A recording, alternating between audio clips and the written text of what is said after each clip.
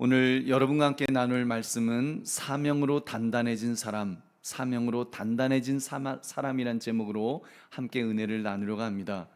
여러분, 인생이라는 것이 힘들지 않을 때가 없는 것 같습니다. 아무 일도 안 하게 되면 열심히 일하던 분이 아무 일도 안 하게 되면 그냥 편할 것 같은데, 아무 일 안 하면 긴장이 풀려서 또 더 삭신이 쑤신다는 그런 또 이야기를 합니다. 그래서 평생을 일하다가 은퇴하신 분들의 공통된 고백은 놀고 먹는 것이 더 힘들다, 이런 말씀을 여러 번 들어봤습니다. 여러분, 요즘 우리 교인들 너무 힘드실 것 같습니다. 왜냐하면 일단 물리적으로 일이 너무 많기 때문입니다. 해도 해도 끝이 없는 청소, 해도 해도 끝이 없는 정리, 버리고 버려도 또 버릴 것이 있는 잡다한 물건들, 정말 끝이 없습니다. 끝이 없어요. 그래서 우리 교육자들은 한 번씩 모두 아픈 것 같습니다. 목이 잠기고 병원 가서 주사도 맞고 모두 이렇게 지쳐 있는데, 그나마 이렇게 버티는 것은 사람은 긴장에 있을 때 힘을 발휘하기 때문입니다. 감당해야 될 사명이 있을 때 사람은 더 힘을 내게 되어 있으니까요. 이렇게 초인적인 힘을 발휘하는 것을 또 이렇게 볼 수 있습니다. 여러분, 그러므로 사명으로 단단해진 사람, 이 제목을 가지고 믿음의 사람으로서 우리가 용두동에서, 우리 신설동에서 이제 새로운 시대를 시작하는 우리들이 어떤 자세로 살 것인가를 결단하시는 이 밤이 되시기를 주님의 이름으로 축원합니다. 오늘 본문의 내용을 자세히 살펴보겠습니다. 예수님의 제자들은 사명을 의식한 사람들이었습니다. 사명자들이었죠. 그들은 예수님의 부활을 증거했는데 유대 지도자들이 위기를 느낄 정도로 아주 강력했습니다. 제자들은 사실 유대 지도자들과 비교한다면 힘도 없고 가방끈도 짧고 아무것도 아닌 사람들이었습니다. 그들에게는 누가 함께하고 있었습니까? 그리스도의 영이, 성령께서 그들과 함께 하셨기 때문에 세상이 감당할 수 없는 사람들이 된 줄로 믿습니다. 그런 제자들의 변화된 모습에 제일 위협을 느낀 사람들은 바로 유대 지도자들이었다고 그랬죠. 그들은 자기들이 누리던 부와 권력이 위협받는다고 느껴서 더욱 예수 믿는 사람들을 핍박했습니다. 심지어 사도들을 입막음하기 위해서 감옥에 가둔 것입니다. 그러면 사도들이 아무 말도 못할 줄 기대했을 것입니다. 그렇게 무고히 감옥에 갇힌 사도들에게 어떤 일이 일어났습니까? 우리 19절 20절 같이 읽겠습니다. 시작. 주의 사자가 밤에 옥문을 열고 끌어내어 이르되 가서 성전에 서서 이 생명의 말씀을 다 백성에게 말하라 하매. 아멘. 여러분, 이 구절은 엄청난 기적의 사건을 지금 보여줍니다. 주의 사자, 즉 하나님께서 보내신 천사가 밤에 옥문을 열었습니다. 그리고 제자들을 끌어내었습니다. 근데 이 사실을 아무도 몰랐습니다. 지금 지키고 있는데 아무도 모르는 것입니다. 그러니 감옥에 갇힌 줄 알았던 제자들이 막 새벽부터 성전에 들어가서 복음을 가르치고 막 복음을 증거하니까 대제사장과 공회원들이 얼마나 놀랐겠습니까? 그래서 저놈들 누구지? 아니, 우리가 감옥에 모두 가두어둔 것 아니었어? 도대체 어떻게 된 거야? 저 사람들은 어디서 나타난 거야? 그래서 잡아가던 놈들을 끌어오라고 지금 명령을 내렸습니다. 어떤 일을 확인하게 되었습니까? 23절 24절 같이 읽겠습니다. 시작. 이르되 우리가 보니 옥은 든든하게 잠기고 지키는 사람들이 문에 서 있으되 문을 열고 본즉 그 안에는 한 사람도 없더이다 하니 성전 맡은 자와 제사장들이 이 말을 듣고 의혹하여 이 일이 어찌 될까 하더니, 여러분, 옥은 든든하게 잠겨 있었고 군인들은 여전히 지키고 있었습니다. 근데 문을 열었더니 그 안이 비어 있는 것입니다. 아무도 몰랐습니다. 열리는 것을 본 사람도 없었으니까요. 누구도 그 자리를 떠나지 않았기 때문에 너무나도 불가사의한 일이 벌어진 것입니다. 여러분, 하나님께서 역사하신 줄 믿으시기 바랍니다. 하나님이 옥문을 열으셨으니 여러분, 그 누가 지킨들, 밤새도록 지킨들 무슨 소용이 있겠습니까? 하나님이 하시면 능치 못할 일이 없는 줄로 믿습니다. 하나님께서는 그렇게 사도들을 옥 밖으로 끌어내셨습니다. 왜요? 생명의 말씀을 백성들에게 전하라고 명령하셨기 때문입니다. 사명을 맡기신 것입니다. 사명을, 너희들 이 말씀 복음을 증거해라, 사명을 제자들에게 다시 맡기셨습니다. 그래서인지 제자들은 더 한층 단단해졌습니다. 더 강력해졌습니다. 과거 어린 여종 앞에서 부인했던 그런 베드로가 아니었습니다. 혼이불을 덮어쓰고 엄마 뜨거라 벗은 몸으로 도망갔던 그런 제자들의 모습이 아니었습니다. 모두 막 눈에서 광선이 나올 것처럼 부리부리한 눈빛으로 지금 복음을 전했습니다. 너희가 죽인 예수가 다시 살아났다. 너희가 죽인 예수가 살아나셨다. 부활하셨다. 부활의 주님을 증거했던 것입니다. 할렐루야. 여러분 보십시오. 사도들은 기적적으로 옥에서 풀려났으니까 이제 눈에 보이는 것이 뭐 있겠습니까? 성령께서 강하게 그들을 구해주시고 성령 충만을 주시고 사명까지 주셨는데 당연히 힘을 다하여 성전에서 가르쳤던 것입니다. 이에 종교 지도자들은 사도들을 다시 잡아왔습니다. 그들을 공회 앞에 세웠습니다. 그리고 힐난했습니다. 협박했다는 말이겠죠. 특히 눈에 띄는 내용은 왜 가르치지 말라는 것을 자꾸 가르치느냐, 이 비난에 대해서 제자들이 말한 답변이었습니다. 우리 29절 같이 읽겠습니다. 시작. 베드로와 사도들이 대답하이르되 사람보다 하나님께 순종하는 것이 마땅하니라. 아멘. 베드로와 사도들은 그들에게 엄중한 선언을 한 것입니다. 여러분 적어도 이 종교 지도자들도 명색이 하나님을 믿는다는 유대교인들이었기 때문에 제자들의 말에 할 말이 없었을 것입니다. 사람보다 하나님에게 순종하는 것이 마땅하니라. 너희 말 듣는 것이 옳으냐? 그렇게 물었을 때 할 말이 없는 거죠. 하나님에게 순종해야 한다는 그 말씀 앞에 뭐 그들이 무슨 말을 하겠습니까? 여러분 제자들은 그 하나님께 순종한 줄로 믿습니다. 그러나 그 종교 지도자들은 어떻습니까? 하나님에게 순종하지 않았습니다. 왜요? 자기들의 기득권을 지키기 위해서, 자기들의 사리사욕을 채우기 위해서 하나님에게 순종하지 않았습니다. 역행했습니다. 대적했던 것입니다. 여러분 얼마나 완악한 그런 인간의 모습입니까? 그렇게 사도들이 종교 지도자들 앞에서 그들을 부끄럽게 만든 후에 그들은 본론을 선포했습니다. 우리 30절부터 32절 같이 읽겠습니다. 시작. 너희가 나무에 달아 죽인 예수를 우리 조상의 하나님이 살리시고 이스라엘에게 회개함과 죄사함을 주시려고 그를 오른손으로 높이사 임금과 구주로 삼으셨느니라. 우리는 이 일의 증인이요 하나님이 자기에게 순종하는 사람들에게 주신 성령도 그러하니라 하더라. 아멘. 유대인들이 예수님을 죽였지만 하나님께서 예수님을 높이셨다고 증거했습니다. 이 일에 우리가 증인이다, 우리가 봤다, 그 예수님 다시 살아나신 거 우리가 목격했다라고 부활의 증인임을 그렇게 증거한 것입니다. 그렇습니다. 사도들은 이처럼 담대하게 신앙을 고백하며 복음을 전할 수 있었습니다. 그 이유는 예수님의 죽으심과 부활하심을 목격한 증인이었기 때문인 줄로 믿습니다. 여러분 직접 보았는데 그 무슨 망설임이 있겠습니까? 또한 예수님께서 구체적인 사명까지 줬죠. 땅끝까지 증인이 되라는 사명을 주셨기 때문에 그들은 상황을 뛰어넘어서 사명에 집중할 수 있었던 것입니다. 우리 사랑하는 성도님들, 자기의 사명이 무엇인지를 알고 그 사명을 감당하려고 이 애쓰는 이 사도들의 모습을 볼 때 여러분은 무엇을 느낄 수가 있습니까? 여러분 믿음의 사람은 어떤 형편 어떤 처지에서도 자신에게 주어진 사명에만 집중해야 함을 우리는 깨달아야 될 줄로 믿습니다. 임무를 맡은 군인은 그 임무만을 생각하지 않습니까? 때로는 철로 폭파를 명령받은 군인이 원격으로 폭파시킬 수 없는 상황이 되니까 자기가 직접 가서 그 폭탄에 불을 붙입니다. 여러분 뻔히 그 폭탄이 터지면 자기 그 정말 폭탄과 함께 산화될 것을 알면서도 사명 완수를 위해서 자기 목숨을 내놓는 것입니다. 여러분 이것이 바로 사명자의 모습인 줄 믿으시기 바랍니다. 믿음의 사람은 그런 사명의식이 있어야 됩니다. 하나님께서 나에게 땅끝까지 증인이 되라고 하는 그 복음, 예수가 그리스도시다, 하나님의 아들이시다, 이 사실을 증거하라고 하는 사명을 주셨다. 이 자의식을 가져야 됩니다. 그리고 담대하게 사명을 감당해야 될 줄로 믿습니다. 우리 보배로운 성도님들, 오늘 말씀을 가지고 여러분의 삶에 적용해 보시기 바랍니다. 여러분의 모습을 한번 살펴보십시오. 여러분에게는 어떤 사명이 지금 주어져 있으십니까? 성도들 각자는 모두 이중적인 사명이 주어져 있다고 볼 수 있습니다. 하나는 교회에서 감당해야 될 사명이 있을 것이고, 또 하나는 회사나 사업장이나 가정에서 개인적으로 감당해야 될 사명이 있습니다. 여러분 그만큼 믿지 않는 사람들과 비교할 때 어깨가 더 무거운 사람들이 믿음의 사람이라는 말입니다.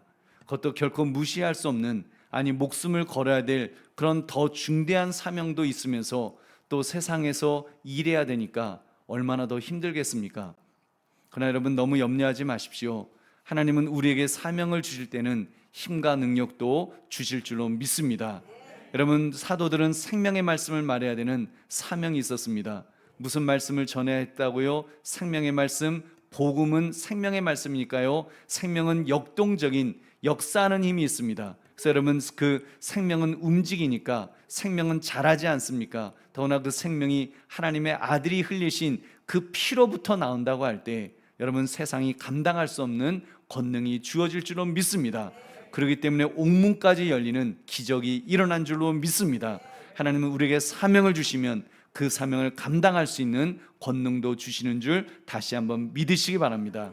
그러면 여러분 우리는 스스로 우리 두 가지를 한번 잊지 맙시다.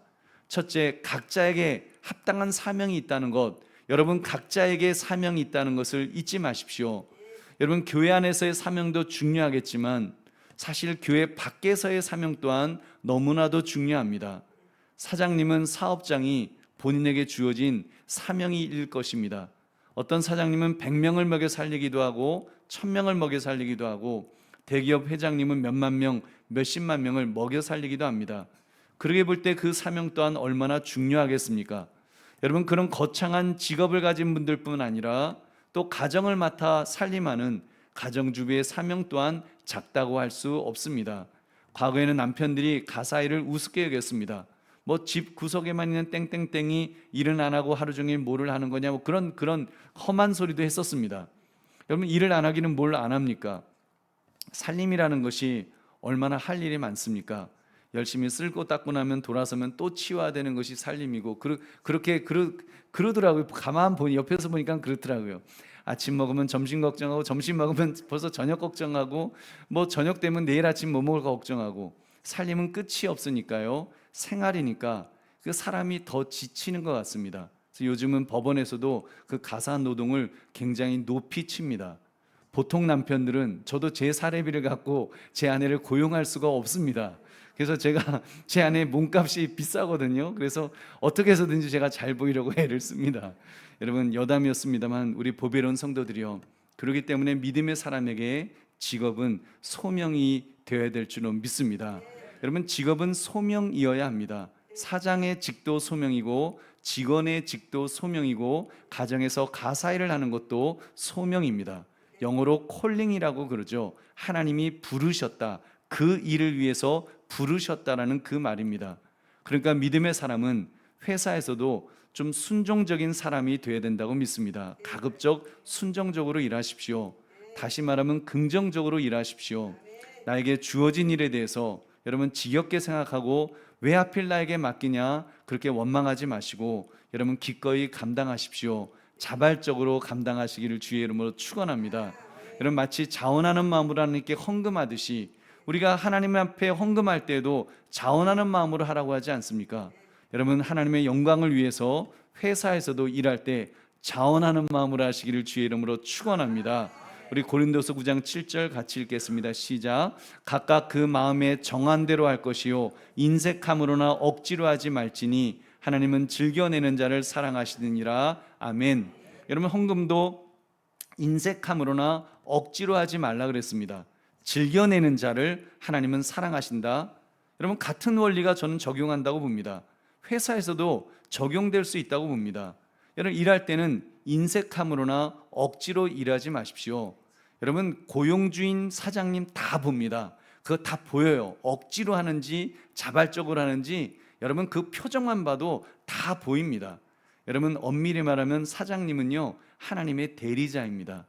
여러분 별로 아멘하고 싶지 않으시겠지만 대리자예요. 실제로 그렇습니다. 권세는 하나님으로부터 주어졌기 때문에. 로마서 13장 1절 같이 읽어보겠습니다. 시작.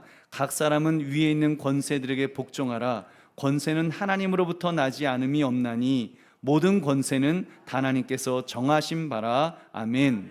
권세는 하나님으로부터 나지 않음이 없나니 모든 권세는 다 하나님께서 정하신 바라. 여러분 그렇다면 우리가 직장에서도 직장 상사가 여러분 권세입니다. 하나님이 주신 권세고 그 권세 앞에 우리가 어떻게 일하느냐, 자발적으로 일할 때 자원하는 마음으로 일할 때 여러분 사장님이 기뻐할 것입니다. 사랑할 것입니다. 하나님도 기뻐하시고 사랑하실 줄 믿으시기 바랍니다. 여러분 그런 모습 보면 하나님이 사랑하시는 거예요. 아무개가 그 명령대로 그 영적 원리대로 그렇게 자원하는 마음으로 열심히 하는구나. 하나님이 기뻐하실 것입니다. 하나님 앞에 영광이 될 줄로 믿습니다. 예수 믿는 사람들은 그런 모습이 있어야 됩니다. 정말 직장에서 사람이 보든지 보지 않든지, 그리고 자발적으로 하는 마음, 정말 기쁨으로 하는 마음, 그런 모습을 보일 때, 야, 역시 예수 믿는 사람들은 다르구나. 다른 저 인간들은 막 그러면서 저 인간들은 죽지 못해 일하는데, 야, 저 예수 믿는 사람들은 뭐가 저렇게 좋은지, 쥐꼬리만한 월급 받는데도 어떻게 저렇게 즐겁게 일을 하는지 참 이해 안 가는 사람이다. 그런 궁금증이 생길 정도로 여러분 그런 모습이, 여러분 그 직업, 그 직장이 나의 콜링이라고 생각하는 사람의 모습인 줄로 믿습니다. 여러분 믿음의 사람으로서 이런 태도로 살아가는 것, 이것이야말로 소명을 잘 감당하는 자로서 하나님께 영광을 돌리는 삶인 줄 믿으시기 바랍니다. 그런데 문제가 있을 때가 있죠. 사장님께서 주일 예배도 드리지 말고 회사 와서 일해라, 이렇게 요구할 때 여러분 그때도 주께 주님의 명령인 줄 알고 일하겠습니다. 그건 아닙니다. 신앙생활을 방해할 때 여러분 모든 권세는 하나님에게 주셨음에 틀림없습니다. 그렇기 때문에 권세자들에게 복종해야 되지만, 다만 이때 그 세속 권력 또한 더 높은 권세이신 하나님의 권위 아래서 복종해야 되는 줄 믿으시기 바랍니다. 그래서 세속 권력이 그리스도의 가르침 안에서 행해야 한다는 것입니다. 여러분 근데 그것이 만약에 거꾸로 되면, 그 하나님의 권력을 만약에 무시하고 짓누르려 한다면 우리가 지혜롭게 행동해야 되겠죠. 비둘기 같은 순결과 함께 뱀 같은 지혜를 가지고 자기의 사명을 지혜롭게 잘 감당하시기를 주님의 이름으로 축원합니다. 아무튼 이러한 사명의식을 가지시기 바랍니다. 억지로 위에서 시키니까 한다는 의식이 아니라, 이것은 하나님이 나에게 주신 사명이다, 영적 직분이다. 여러분 이런 의식으로 여러분 임합시다. 그렇게 할 때 세상에서도 인정받게 될 것입니다. 무엇보다도 하나님께서 힘과 능력을 여러분에게 주실 줄 믿으시기 바랍니다. 여러분 그러므로 각자에게 주어진 사명, 그것을 하나님이 주신 천직으로 알아서 기꺼이 기쁨으로 자발적으로 감당하시기를 주님의 이름으로 축원합니다. 두 번째, 믿음의 사람으로서 복음을 증거할 사명이 있음을 잊어서는 안 될 것입니다. 여러분 어쩌면 이게 더 중요하죠. 이 더 중요하면서도 이 모든 믿는 사람들이 가지고 있는 공통된 사명입니다. 이 사명은 우리 모두가 예외 없이 가지고 있습니다. 예수님께서 우리의 죄를 위해서 죽으시고 사흘 만에 다시 살아나신 후에 승천하시며 남기신 대사명이 이것입니다. 우리 마태복음 28장 19절 20절 같이 읽겠습니다. 시작. 그러므로 너희는 가서 모든 민족을 제자로 삼아 아버지와 아들과 성령의 이름으로 세례를 베풀고 내가 너희에게 분부한 모든 것을 가르쳐 지키게 하라. 볼지어다 내가 세상 끝날까지 너희와 항상 함께 있으리라 하시니라. 아멘. 여러분 저는 이 시점에서 하나님께서 우리 교회 모든 성도들에게 이 사명을 주셨다는 확신을 합니다. 여러분이 왜 이 지역에 살고 계십니까? 그리고 또 많은 분들이 왜 이 지역으로 이사를 왔으며, 또 우리가 이 지역에 있는 이 교회에서 우리가 이렇게 그 짧지 않은 기간을 오랜 동안 우리가 또 신앙생활을 하겠습니까? 하나님은 틀림없이 우리가 증거해야 할 그런 영혼들이 있기 때문에 이곳에 우리를 세워주신 줄로 믿습니다. 여러분 저는 확신합니다. 우리가 한남동에 있을 때는 그곳에서 해야 될 사명이 있었습니다. 우리는 그렇게 우리가 할 수 있는 최선을 나름 다 했습니다. 재개발 지역에서 거동이 불편한 어르신들을 섬겼고 복음을 증거했고 그분들과 함께 했습니다. 물론 지금도 그분들을 끝까지 돌봐야 될 사명이 있지요.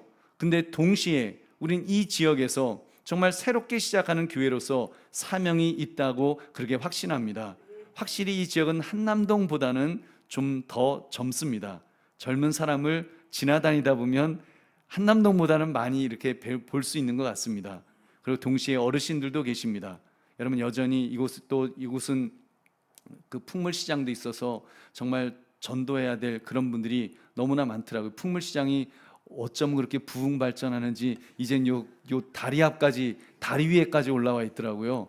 그 지난 주일날 보니까 풍물시장이 지금 막 부흥하는 겁니다. 여러분 부흥물 시장이 부흥하면서 한강교회도 부흥할 줄로 믿습니다. 여러분 이번에 저쪽에서 저쪽에 계시는 어르신들 이렇게 무리지어서 계시는 새 교우들 계시죠.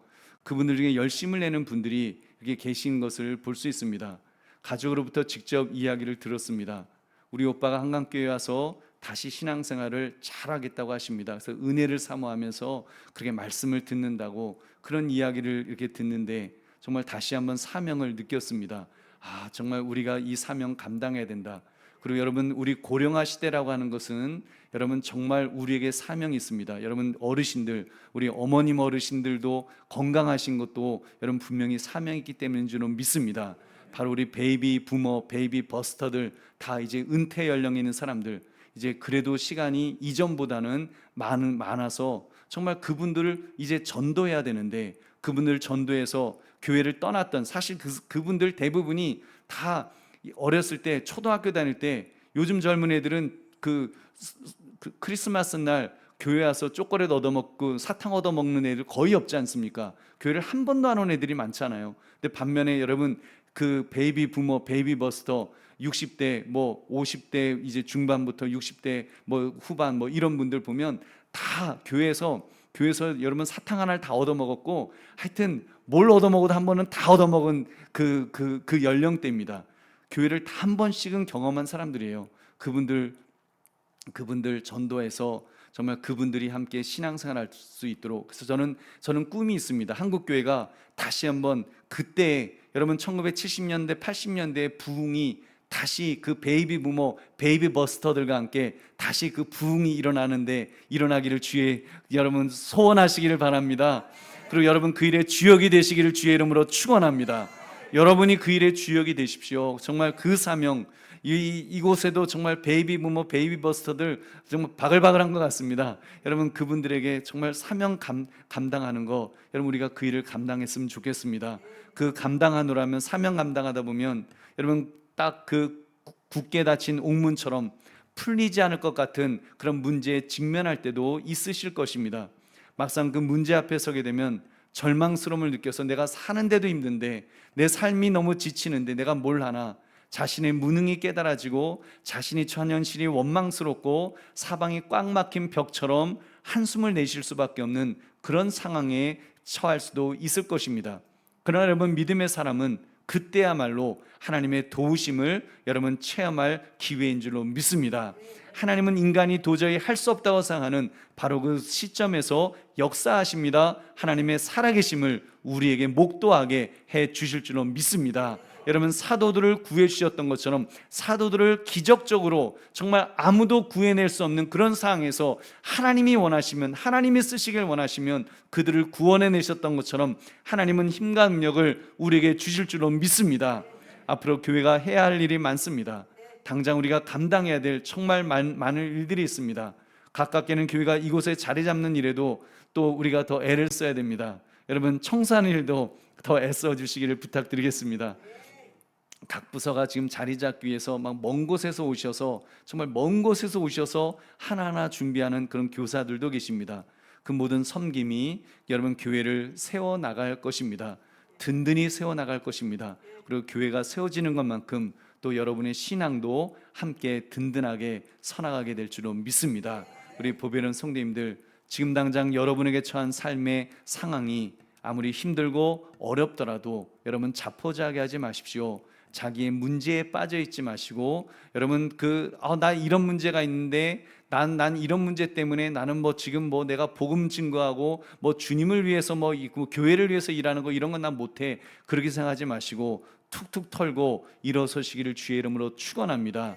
여러분 힘이 없을 때, 자포자기하고 싶을 때 기억을 떠올려 보십시오. 하나님의 도우심으로 여러분을 세우셨던 그 순간들, 하나님께서 해결해 주셨던 그 순간들이 여러분의 삶에 있지 않습니까? 그 하나님은 여러분 그 전에 계셨던 그 하나님은 지금도 변함없는 하나님이신 줄로 믿습니다. 여러분 장애물이 있었을 때 그 장애물을 제거하셨던 하나님은 지금도 여러분과 함께 하실 줄로 믿습니다. 여러분이 지금 그 굴이라고 생각하고 끝이 없다고 생각하는 그런 순간에도 하나님은 길을 내셔서 굴이 아니라 터널이었고 그 끝을 보여주시고 여러분을 구해내셨던 것처럼 앞으로도 그렇게 해주실 줄로 믿습니다. 여러분, 믿는 사람에게 동굴은 없습니다. 믿는 사람은 터널만 있는 줄로 믿습니다. 하나님은 동굴도 터널로 열어오실 줄로 믿습니다. 그런 하나님을 바라봅시다. 그런 하나님을 의지하시고, 하나님이 나에게 사명을 맡기실 때는, 그 전능하신 하나님이 나에게 사명 맡기실 때는 나에게 힘과 능력도 주실 줄을 믿고 여러분 그 일을 감당하시기를 주의 이름으로 축원합니다. 그럼 일어설 수 있습니다. 그럼 예수님의 증인으로 우리에게 살 수 있습니다. 나를 만나신 주님, 죄로 죽을 수밖에 없는 나를 위해서 십자가에서 죽으시고 피 흘리시면서 나를 새 사람으로 만드신 그 하나님은 여러분 다른 사람도 그렇게 만드실 것입니다. 나를 변화시켜 주시고 나를 더 조성하셔서 하나님이 마음껏 쓰시는 그런 일꾼으로 세우실 줄로 믿습니다. 너가 할 수 있다고 말씀하실 것입니다. 너도 증인이 될 수 있다고 말씀하실 것입니다. 여러분의 직장에서, 여러분의 가정에서, 여러분의 이웃들에게 그 일을 감당할 수 있도록 하나님은 분명히 그렇게 말씀해 주실 것입니다. 내가 너의 편이 되어 주시겠다고 약속해 주신 줄로 믿습니다. 여러분께서 그 주님을 바라보면서 그 일을 감당하시면 하나님께서 모든 것들을 힘과 능력을 주실 줄로 믿습니다. 여러분, 지금까지 쓰임받은 하나님의 사람들을 여러분 보십시오. 교회도 열심히 애쓰시는 그런 장로님들, 그런 권사님들, 집사님들을 보십시오. 여러분, 그분들이 무슨 일이 없어서, 할 일이 없어서 그렇게 애쓰시는 것이 아닙니다. 시간을 쪼개면서, 정말 없는 시간을 쪼개면서, 촌음을 쪼개면서 그렇게 섬기는 것입니다. 그렇게 섬기십시오. 그러면 그러면 여러분이 그 마음속에 행복을 하나님께서 부어주실 줄로 믿습니다. 그래서 하나님 앞에서 자발적으로 하나님이 원하셔서 정말 하나님이 기뻐하시는 우리가 그 일을 감당하노라면 하나님께서 놀라운 것들을 채우실 줄로 믿습니다. 그러므로 복음을 증거할 사명이 있음을 깨달아서 교회 안에서 나의 자리, 나의 역할을 감당하시는 저와 여러분 되시기를 주님의 이름으로 축원합니다. 이제 말씀을 맺습니다. 사명으로 단단해진 사람, 예수님의 제자들은 그런 사람들이었습니다. 그들이 처음부터 단단했던 것은 아니었습니다. 겁쟁이들이었고 비겁한 사람들이었고 힘이 없는 무능한 사람들이었습니다. 근데 그들이 예수 그리스도를 만나고 그것도 부활 승천하신 예수 그리스도를 목격했을 때, 그리고 대사명을 받았을 때 그들은 변화되었습니다.